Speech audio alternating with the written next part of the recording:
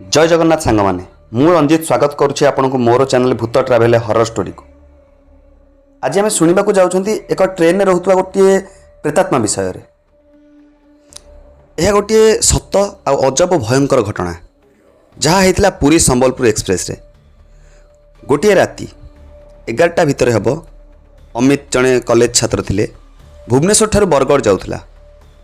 Train T प्राय खाली थिला, केवल गोटे दुई जन यात्री एवं अंधार राति बाहर झड़ और वर्षा चली विद्युतर आलोक सेठी झिलमिल करुए। अमित देखुला रेल लाइन पाखरे देखा जाउथिला माटी घर जंगल और विचित्र आलोक।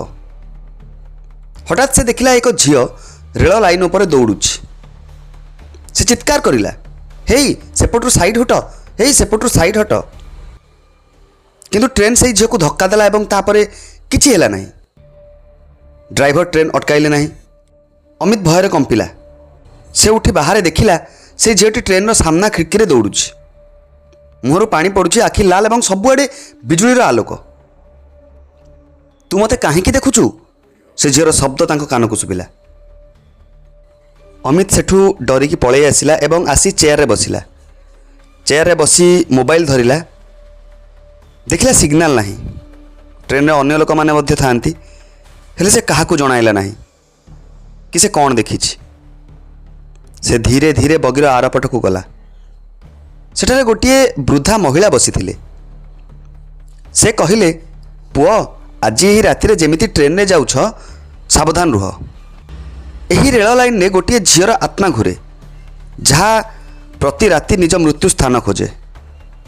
अमित भयर अस्थिर हो पड़ा और से पछकू फेरिला। सही झील तांका पछरे मध्य पुणी थरे दौड़ाकू लगिला एवं से कहूए, तू मो लगी ट्रेन अटकाइलु नहीं, मो शव को केउठी रखिछु जानिनी। से हठात हाथ आगक बढ़ाइला, अमितर गला धरिला एवं सबु अंधाकार। अमित सकाळु उठिला। ट्रेन नीरव, लोके ताकू देखुछंती।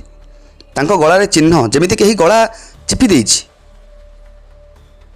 टीटी कहिले, गत राति आमे सेई स्टेशन पार हेलु जोठारे वर्ष पूर्वे एक झील ट्रेन तले पड़ी मरीथिला। प्रति वर्ष यही दिन गोटे यात्री ताकू देखि थांती। तापर अमित केबे सही रेल लाइन दे जाइनी, किंतु आज जाए जो राति रे वर्षा हुए ट्रेन रो लोक कहती एक झील लाइन उपर दौड़ुछि जे निज मृत्युर स्थान खोजुछि।